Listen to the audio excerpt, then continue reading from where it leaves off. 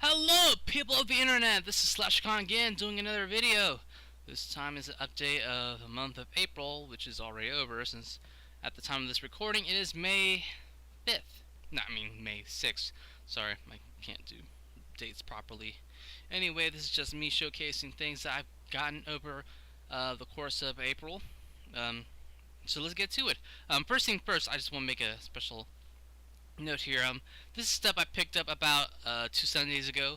I managed to find two G.I. Joe Retaliation figures from the newer waves, which I was very happy about, and I found them at Five Below.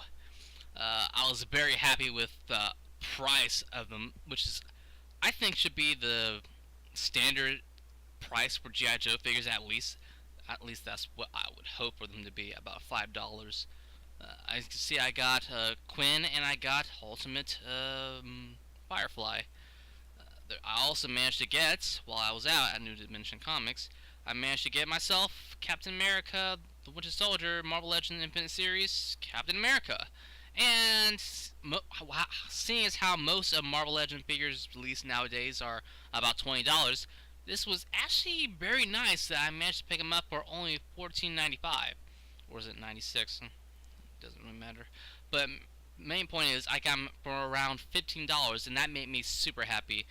They also had the Winter Soldier there, also for $15.95, but I didn't have enough money at the time to get both of them. So if I had to sell for only one figure, I decided to get Captain America, even though he was the one that they had the most in stock of. I still wanted to get him since he was the one I most definitely wanted. Especially since I'm building up my own Avengers and getting back to Marvel Legends again. So now we got that out of the way, time to focus on other things. First things first. Other things that I picked up while I was at a convention a couple of weeks ago was I picked up some loose figures, some loose Toy Biz Marvel Legends to be exact. The first one I picked up was Luke Cage. Now, truth be told, only reason I got Luke Cage was because I saw Iron Fist there with him, and I figured I might as well pick up both figures and have the Heroes of Hire, and have that Luke Cage be a stand-in for a better Luke Cage that may possibly come down the line from the Marvel Legends. The reason why I say this is because, despite the fact that Marvel had already released a Thunderbolts pack that had a new Luke Cage and a bunch of other characters that I can't think of at the moment, I didn't really like the look of that Luke Cage. Two, that whole pack was out of my price range. Three, that whole Luke Cage Hyperion body mold just looks very oddly proportioned. I think the only one who actually looks good with that Hyperion body mold is Beast, mainly because he is a more disproportionate character, but still, I just don't like the way that body looks on a lot of the characters. I'm sorry. Another thing worth noting is that while I was at this particular convention, that wasn't the only. Those weren't the only two Marvel Legends figures I saw there. I also saw loose figures for Colossus, which I actually kind of wish I had gotten now, but what can you do? So they have Marvel Legends Series 16, I think. I think it was for 16. It had Colossus. I'll see if I can get a picture. They also had two other Marvel Legends figures. No, they had three more. The other Marvel Legends figure they had was Bishop. I think it was from X-Men Classics line, or was it from? Yeah, it was from Marvel Legends. I just wanted to make sure. And the last two figures were actually some figures I already had years ago. Well, had is pretense for only one of the figures. They had a Marvel Legends Mr. Sinister, which I was very tempted to pick up since the one I have now is utterly broken. I could show you a picture right now if my camera had batteries in it, but I can't at the moment. And as for the other figure, it was actually Spider-Man Classics Mysterio. It wasn't an exact same Mysterio, seeing as how it had a metallic finish to it, and it had a base that says Spider-Man Origins, so I believe it was released under the Spider-Man Origins line, which was one of the first lines Hasbro made once they acquired the rights to the Marvel characters. So yeah, that was pretty much all the other Marvel figures they had. while I was at this same convention, I managed to pick up some other free comics and such. I even got this free poster from Nickelodeon's The Legend of Korra, which I enjoyed the later half of the season more than I enjoyed the first half, but I'll talk about that another time.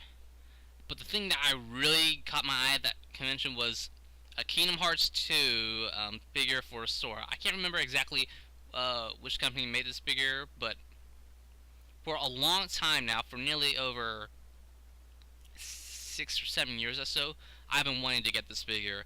Um, Granted, it is not fresh out of the box, but considering the fact that it was a loose figure, it was actually in good condition. I mean, the joints were actually fairly tight. There's nothing significantly loose about the joints at all, which I'm very happy about. Though there are slight quality control issues I have with it. First off, the chain on the necklace and chain on my Sora figure broke when I was trying to reposition it so that it would actually lay flat on his stomach, like you see in plenty of other pictures. Which is a shame. I don't know how I'm going to fix that, but I'm trying to find a way to see if I can attach it back onto Sora. It might have to be glued down, which sucks, but that's what you have to do. Another thing about my Sora figure is that he's missing a patch of his hair that was apparently supposed to be glued into his head. As you can see, there's this gap there, which is unfortunate, but other than that, there aren't really a lot of other problems I have with this particular Sora, except for the fact that one shoulder doesn't go up all the way as I would like it to be. I was actually surprised with the amount of articulation that Sora came with. Honestly, from pictures, I just thought that he was going to wind up like a bunch of early NECA figures where he only been at certain points, but surprisingly articulated for such a baggy pants design for Sora. Yeah, he's definitely going to be. As you can see, I have him display with a picture of Kingdom Hearts 2 video game, which I also post on my DeviantArt. Shameless plug.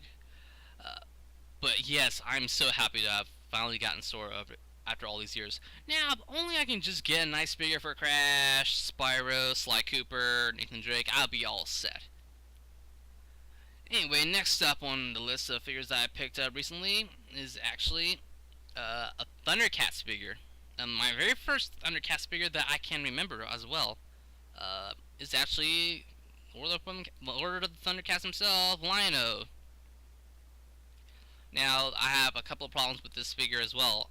Out of all the figures I've gotten, this was the only one I got right out of the package that had problems at the wazoo.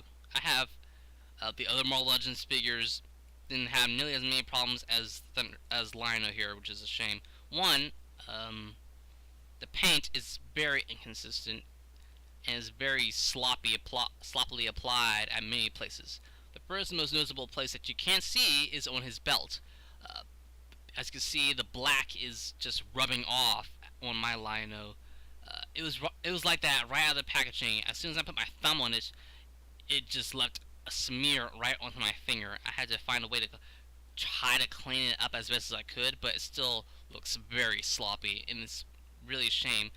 A lot of people talk bad about how Hasbro and Mattel can at times mess up their paint. Look no further than Bandai. I don't see Bandai making any good painted figures as of late. The only other Bandai figures I've had in my lifetime that I can remember is a bunch of Power Rangers. But I'm just going to get off the point there.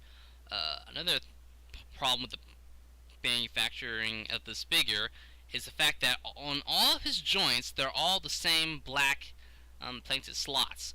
There's no painting over them to make them try to even blend in, and that really does bother me. I know it bothers a lot of other people. You can't tell I'm already holding the figure, just look at it. But there's also a bunch of screws in the back of the figure that can be a bit distracting if you don't mind them. I don't personally mind them. It's the other problems with the joints where the exposed pegs that are all black that are very much bother me. Another problem is that on my Lion-O sword, his sword is bent. It's one of those soft rubbery swords that you probably would see. It's not as bad as Generations Transformers Drift, but it's still bad. I can't speak right now. Another quality control problem with Lino is the fact that on the left arm, on the left hand, when you're trying to unpeg his glove and try to put on the gauntlet, it just leaves a large stress mark, and I'm worried that someday, if I try to swap the gauntlet with the arm again, it's just going to break off. I really don't want that to happen. Which is, again, unfortunate, seeing as how this was a figure I got right out of the packaging, too. I can see why these things were on clearance. Oh, speaking of the price point, I got Lino here for about $3. Yeah, for $3, I was not going to pay more. The quality control in this figure is pretty terrible, which is a shame, since for the most part, I still like the mold. I like the body. The paint on the face is also very nice. The only problem is, there's no definition of the face in itself. It's hard to explain. Basically, what I'm trying to say is, you can't really make out anything on the face. You can't tell where lips are in this picture. You can't tell where the lips are when you try to look very close up, which is, again, a shame. I do like the articulation on the figure, though. It has a lot of articulation compared to the miniature figures that accompany the Thundercats line. I really do miss the show that was on Cartoon Network, though. I really wish they didn't take it off, because which is a shame, seeing as how it could have gone on for another season. I hate when shows are ended on big cliffhangers and open-ended seasons and such, like Green Lantern Animated Series, Transformers Animated, Samurai Jack, which I haven't even watched, which is a shame. But, yeah, I just want to get off that. Again, back onto the subject of Captain America now. Marvel Legends Captain America. I love this figure. It has a couple of problems, but overall, I can really get over it. Yeah, I really do love this figure, despite the fact that it's hard to really put the shield on the arms, especially when you have to keep removing the hands. That could get annoying. Another thing that I picked up, that I told you about earlier, was the G.I. Joe Retaliation Firefly. I know it's not the one that came in the 3-pack, which is admittedly a better figure, but for $5, I didn't mind getting him. Overall, I still like it, even though there is a slight defect on mine. The ankle on the right leg is just a bit too far down compared to the other one, so now he can't stand up straight and properly. Yeah, that's okay, but it's an okay figure. Then we got Quinn, also from Five Below. Definitely a better figure than Firefly. Definitely one of the figures I was looking to pick up as well. I love how many accessories he has, and the amount of things that he can fit into his backpack is also very nice. The head sculpt is nice. I like the legs, the way they did them, and I like a lot of things about the figure, even though I don't know much about the character. I will. I usually like to do research on stuff I buy, so there's that. So that's all stuff I picked up at that particular time, several weeks ago. Yeah, you can tell that I'm recording this weeks after I did the previous recording in the video. But yeah, that's all I have to say about that. However, also while I was out, recently, I went to Toys R Us and I picked up Transformers Generations Rhinox. A figure I was looking forward to, definitely. I also found him at Target, but the one at Target had this really sloppily applied paint on his face, so I just decided to luck out and go to Toys R Us and find a better looking figure. Here we see Rhinox in all of his glory. He looks really awesome in the Generations lineup. I really do hope to find Rattrap at some point. Speaking of animals, I also managed to pick up this monkey from Kennywood while I was at there last Saturday. Not last Saturday, 2 Saturdays ago. A nice addition to my stuffed animals. And I also picked up Ratchet & Clank The Collection. I have not played this game yet, but I already know that I'm probably going to enjoy it. I already enjoyed the first two already enjoyed the first two Jak and Daxter games from the collection series, and I already love Ratchet and Clank All for One, so yeah, chances are I'll enjoy this too. And then we get to the movies that I picked up several weeks ago as well.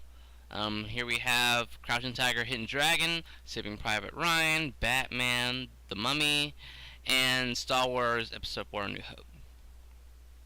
Now, in the case of Crouching Tiger, Hidden Dragon, I never seen this movie.